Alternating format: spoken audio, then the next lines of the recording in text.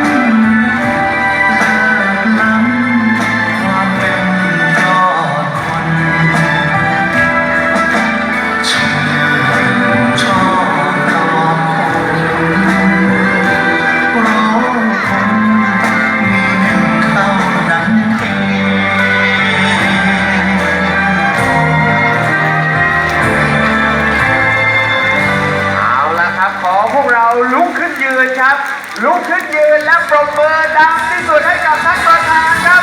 คุณสกินซันเดอร์ไพรส์เสียงกรี๊ดกราดหน่อยเร็วไอ้กรี๊ดกราดดังคนนั้นจะรวยขึ้นรวยขึ้นไอ้ปรบมือดังคนนั้นรวยเพิ่มขึ้นอีก3 เท่าตัว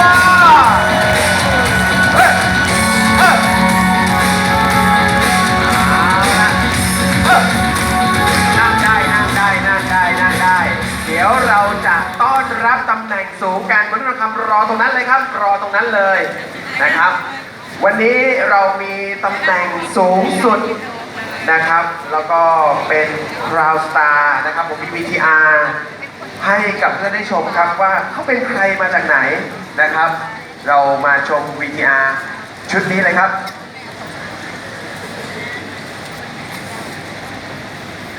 ยศระดับคราวสตาร์มงกุฎแห่งดวงดาวที่ทรงพลานุภาพระดับด้วยราชสีห์ที่สถิตหรือยอดขุนตัวแทนแห่งความโง่เขลาสง่าผ่าเผย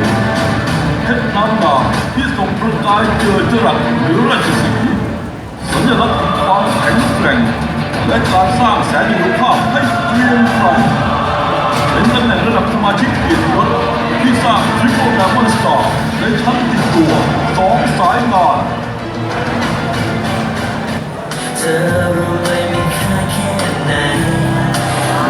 โอ้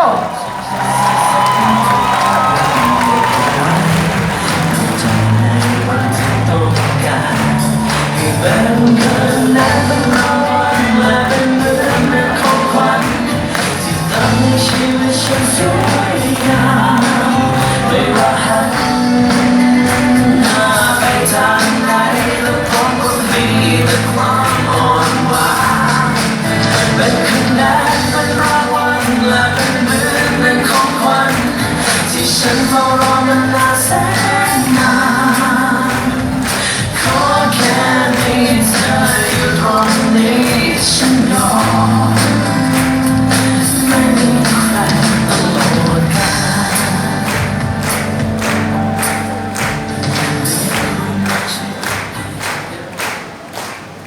ปรบมือให้กับดรชัยล่าตามองอยู่ตรงไหนครับอยู่ตรงไหนมาแล้ว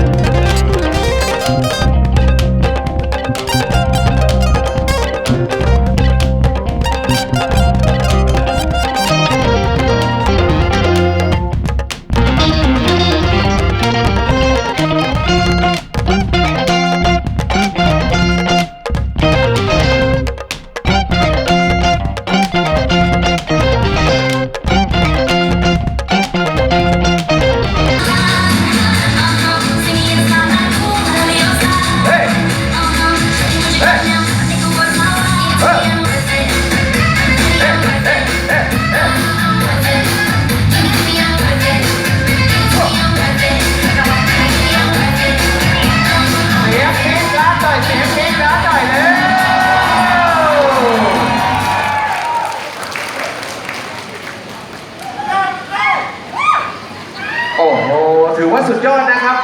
เมื่อไม่กี่เดือนมานี้นะครับดรชัยล่ามากันไม่กี่คนนะมากัน3 คนแล้วตอนนี้นะครับก็เป็นตำแหน่งสูงนะครับ เอาละครับในลำดับต่อไปนะครับจะเป็นตำแหน่งลดหลั่นลงมาครับในตำแหน่ง Triple Diamond นะครับคุณเมธินัททิพย์รอดส่งเสียงหน่อย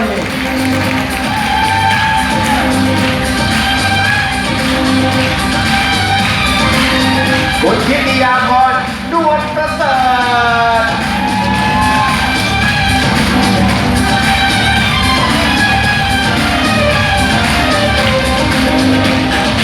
แล้วก็ธนาคุณกัญญานครจากกังกาโลและเดินลงด้านโน้นรับการ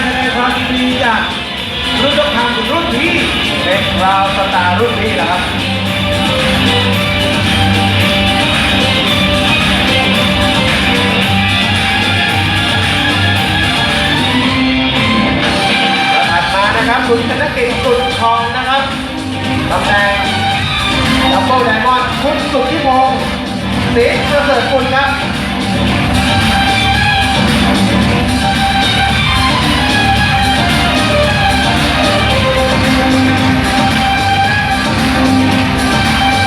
ท่านต่อไปคุณวิกิตราชฐาน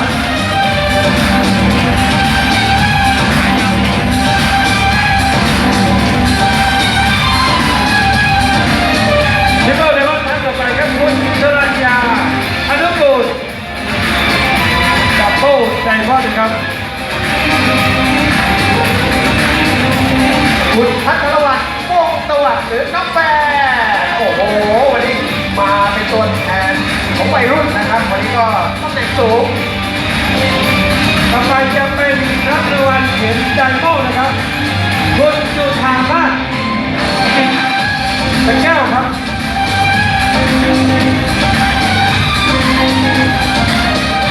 คุณจุธารัตน์วงศ์สวัสดิ์ครับ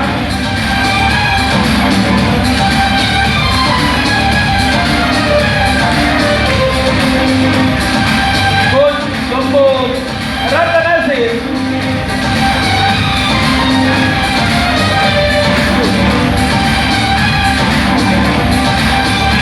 คุณเยาวภาแท้ลิม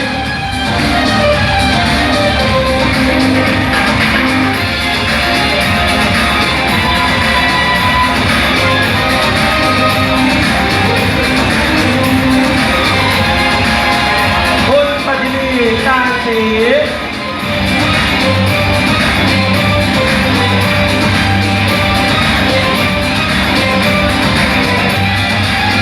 คุณ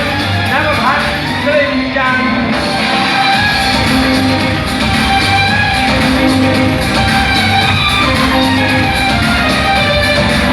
คุณจันทองรองพระจันทร์จากสปปลาว ปรบมือตามจังหวะเพลงด้วยครับ คุณทองจันทราศรีจากสปปลาว ใครปรบมือตามจังหวะเพลงดังนะคนนั้นจะได้ตังค์เพิ่มขึ้น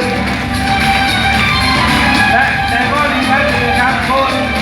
ธนานัทเพราะว่าผมสุพัฒน์ครับและต่อไปจะเป็นตำแหน่งมนุษย์ทองคำคุณชลอธริวันครับ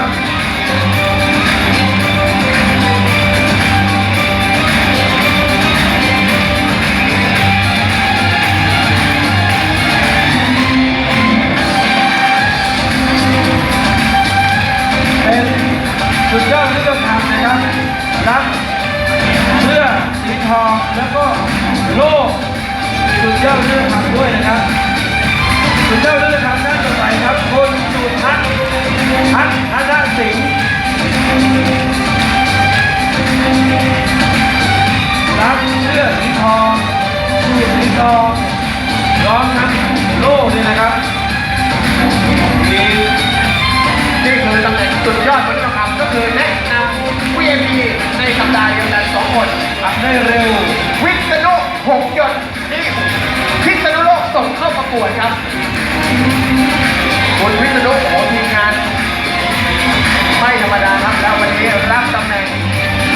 สุดยอดมนุษย์ทองคำด้วย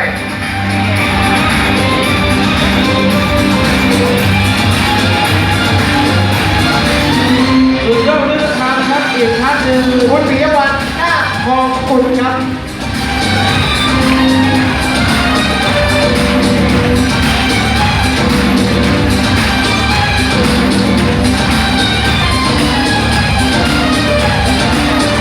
สุดยอดเรื่องทาง คุณนัทกรบรรเทาสุขครับ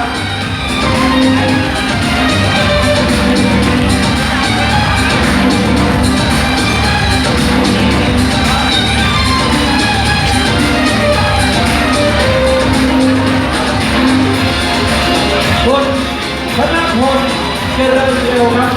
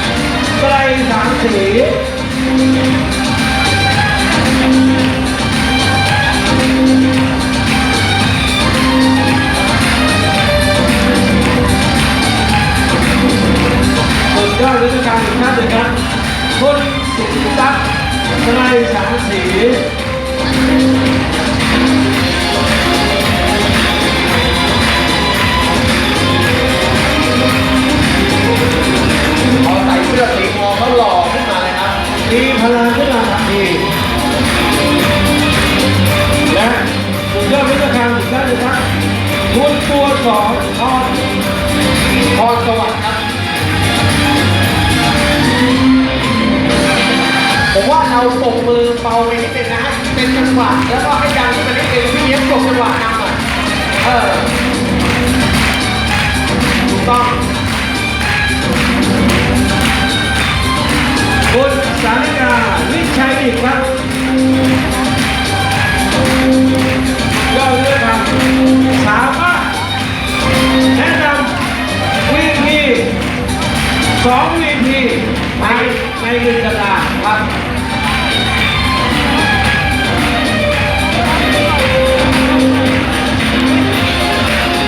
คุณสุชานาถ ร่มกินเป็นสุดยอดที่ต้องทำ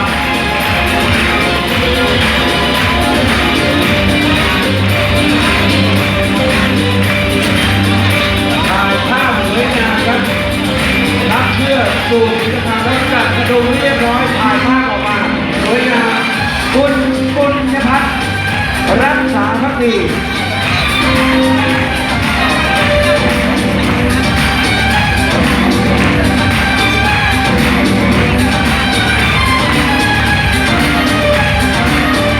คุณอารตีกินรุ่ง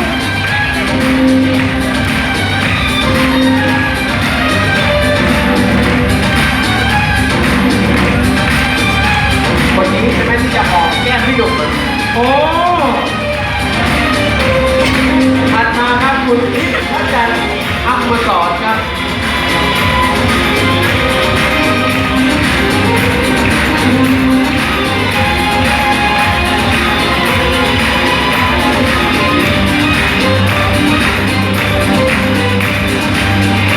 คุณบำรุง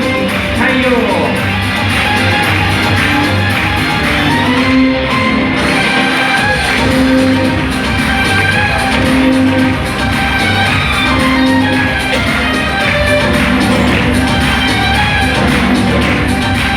คุณธัญพัฒน์ดวนเนียม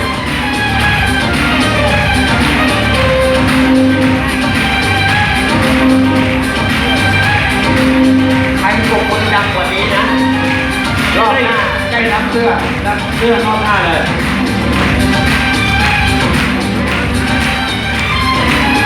คุณสุรเลิศทำงานได้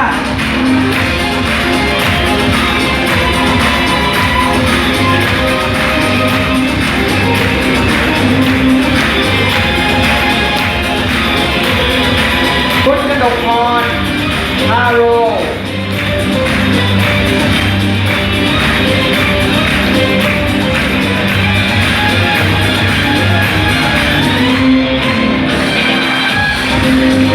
สำราญคุณสำราญนะครับคุณสำราญรออยู่นะครับคุณสำราญสายใยทอง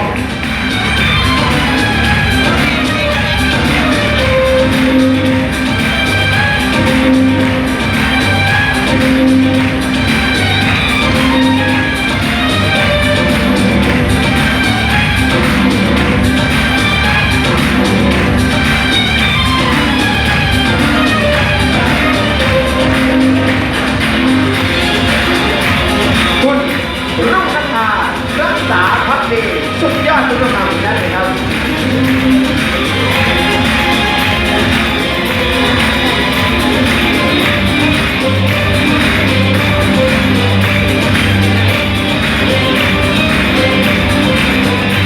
คุณสุพิไลมหาโพล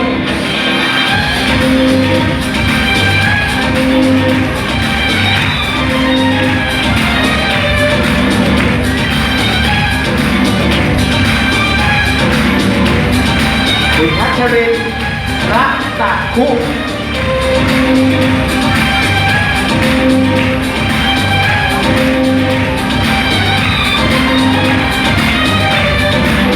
คุณ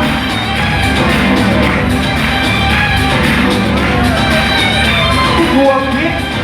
อิสระสุขครับ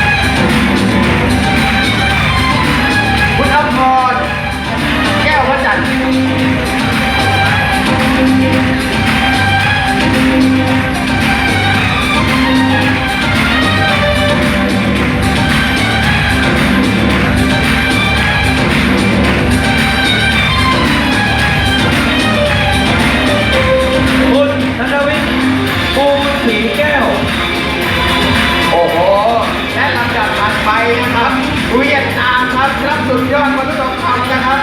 ลำดับถัดไปครับเขียนนะครับเขียนเดี๋ยวก่อน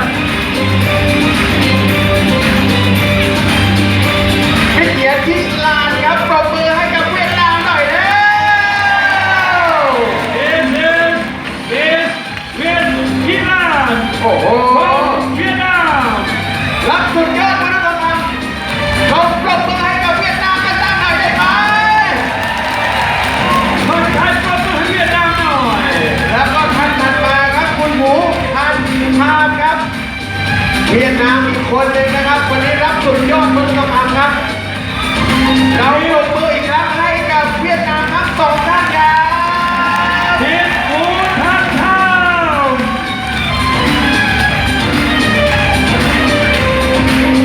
แล้วก็คุณอิกออนอินทะเซโน อันนี้ from Thailand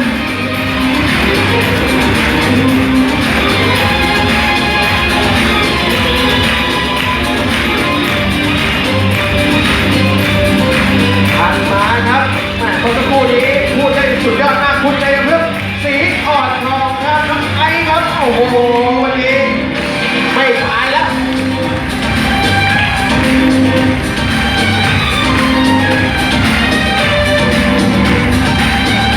คุณวิไลวันสุดสิริครับของสปปลาว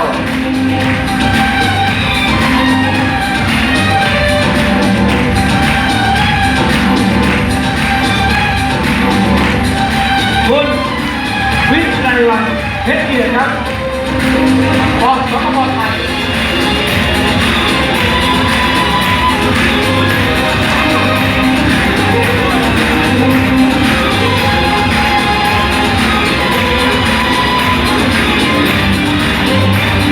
โอ้ปรบมือแค่เปล่าเลยนะ คุณบังออนเพชรภูวงศ์ ปรบมือดังๆจะได้เป็นมนุษย์ธรรมในคราวต่อไป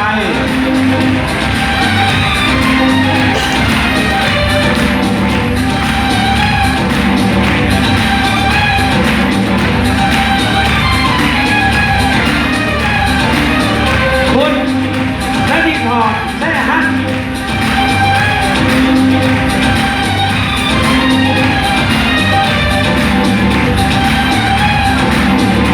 เป็นสุดยอดมนุษยธรรมนะครับอันต่อไป คุณวราพรผลเจริญครับ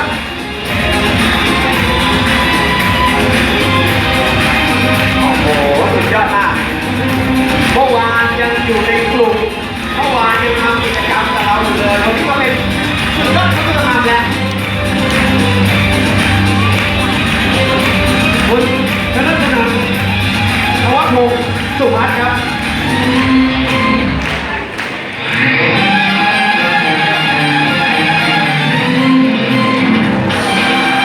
ปรบมือต่อเฮ้เฮ้เฮ้เฮ้เฮ้เฮ้เฮ้ สุดยอดมนุษยธรรมนะครับคุณอายุ15เพราะว่าปงสุภัทรครับ เฮ้เฮ้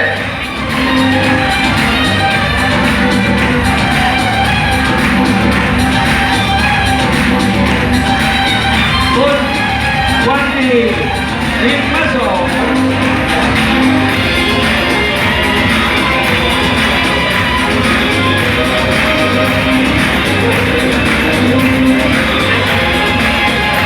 แล้วก็อันนี้นะครับคุณไม่กระดกเรื่องงาน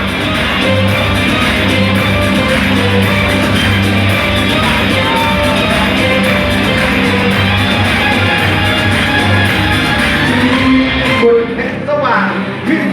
ชัย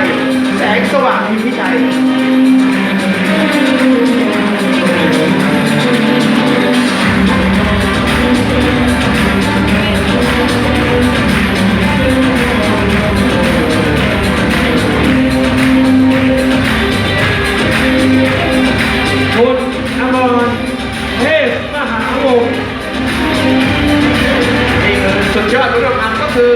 แนะนำ2 VIP ในรอบ1สัปดาห์ ทำได้อย่างรวดเร็ว แต่ ก็เลยเพิ่มโล่ให้เลย แต่ถ้าเกิดทำได้ไม่ครบในช่วงเวลาในการเดียวก็เป็นสุดเป็นรุ่นทำธรรมดาจะไม่มีโลกคุณสิทธิเชษฐ์ภวะวงศ์สุพัฒน์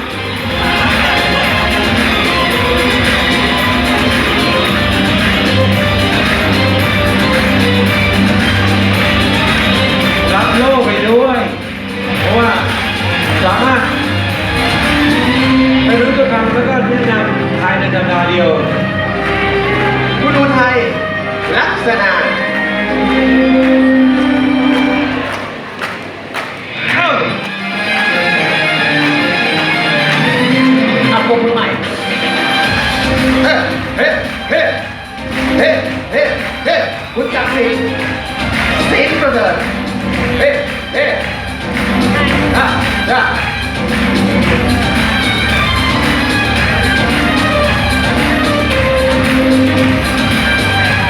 เฮ้คุณปุกตามอง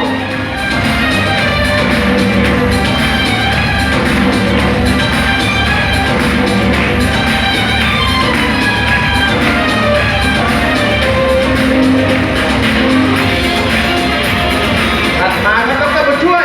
กัญญาดีครับ โอ้โห ท่านนี้นะครับ เป็นเจ้าของคลินิกอยู่ที่สปปลาว เป็นคุณหมอ เมื่อวานเป็นตัวแทนทั้งประเทศเลย ครับผม ลุกๆนั่งๆอยู่ ครับ คุณพันธรัตน์ตั้งอยู่